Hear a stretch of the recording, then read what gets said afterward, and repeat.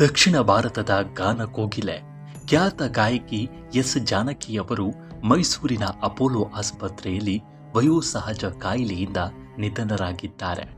88 ವರ್ಷ ವಯಸ್ಸಿನವರಾಗಿದ್ದ ಅವರು 17 ಭಾಷೆಗಳಲ್ಲಿ 48,000ಕ್ಕೂ ಅಧಿಕ ಗೀತೆಗಳನ್ನು ಹಾಡಿ 6 ದಶಕಗಳ ಕಾಲ ಸಂಗೀತ ಲೋಕವನ್ನ ಆಳಿದ್ದರು.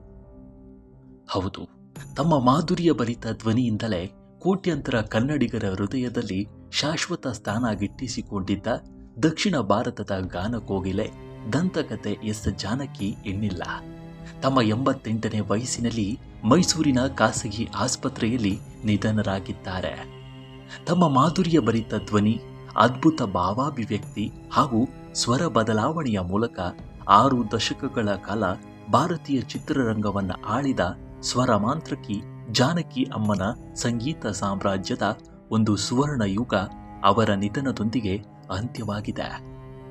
1938ರ ಏಪ್ರಿಲ್ 23ರಂದು ಜನಿಸಿದ ಎಸ್ ಜಾನಕಿಯವರು ಕೇವಲ ಗಾಯಕಿ ಆಗಿರಲಿಲ್ಲ, ಬದಲಿಗೆ ಭಾರತೀಯ ಸಂಗೀತ ಇತಿಹಾಸದಲ್ಲೇ ಅತ್ಯಂತ ಪ್ರಭಾವಶಾಲಿ ಧ್ವನಿಯಾಗಿದ್ರು.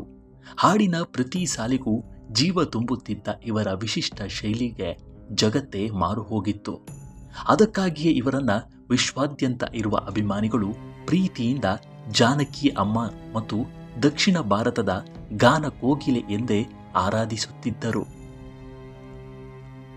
20ಕ್ಕೂ ಹೆಚ್ಚು ಭಾಷೆ, 48,000ಕ್ಕೂ ಅಧಿಕ ಗೀತೆಗಳ ಗರಿಮೆ. ಹೌದು, ಜಾನಕಿ ಅಮ್ಮನವರ ಕಂಠಸಿರಿಗೆ ಭಾಷೆಯ ಗೆರೆಗಳಿರಲಿಲ್ಲ. ಚಿತ್ರಗಳು, ಆಲ್ಬಂಗಳು, ದೂರದರ್ಶನ ಮತ್ತು ರೇಡಿಯೋ ಸೇರಿದಂತೆ ತಮ್ಮ ಸುದೀರ್ಘ ವೃತ್ತಿ ಜೀವನದಲ್ಲಿ ಬರೋಬ್ಬರಿ 48,000ಕ್ಕೂ ಹೆಚ್ಚು ಹಾಡುಗಳನ್ನು ರೆಕಾರ್ಡ್ ಮಾಡಿದ್ದಾರೆ. ಕನ್ನಡ, ತಮಿಳು, ತೆಲುಗು, ಮಲಯಾಳಂ, ಹಿಂದಿ, ಸಂಸ್ಕೃತ, ಒಡಿಯಾ, ತುಳು, ಉರ್ದು, ಪಂಜಾಬಿ, ಬಡಗ, ಬೆಂಗಾಲಿ, ಕೊಂಕಣಿ ಸೇರಿದಂತೆ ಭಾರತದ 20ಕ್ಕೂ ಅಧಿಕ ಭಾಷೆಗಳಲ್ಲಿ ಇವರ ಸ್ವರ ಸಾರಥ್ಯವಿತ್ತು. ಅಷ್ಟೇ ಅಲ್ಲದೆ ಇಂಗ್ಲಿಷ್, ಜಪಾನೀಸ್, ಜರ್ಮನ್ ಮತ್ತು ಸಿಂಹಳದಂತಹ ವಿದೇಶಿ ಭಾಷೆಗಳಿಗೂ ತಮ್ಮ ಧ್ವನಿಯಾಗುವ ಮೂಲಕ ಭಾರತದ ಅತ್ಯಂತ ಬಹುಮುಖ ಪ್ರತಿಭೆಯ ಗಾಯಕಿ ಅಂತ ಅನಿಸಿಕೊಂಡಿದ್ರು. ಇತ್ತೀಚೆಗೆ ಅಂದರೆ ಕೇವಲ 6 ತಿಂಗಳ ಹಿಂದಷ್ಟೇ ಮಗ ಮುರಳೀಕೃಷ್ಣ ಅವರು ನಿಧನರಾಗಿದ್ದರು. ಮಗನ ನಿಧನದ ನಂತರ ಅಂತರ್ಮುಖಿಯಾಗಿದ್ದ ಜಾನಕಿ ಅಮ್ಮ ಇತ್ತೀಚೆಗೆ ಬಹಳ ಬೇಸರದಿಂದ ಕಾಲ ಕಳೆಯುತ್ತಿದ್ದರು. ಮಗನ ಅಗಲಿಕೆಯ ನೋವಲ್ಲೇ ಇದೀಗ ಜಾನಕಿ ಅಮ್ಮ ಬಾರದ ಲೋಕಕ್ಕೆ ತೆರಳಿದ್ದಾರೆ.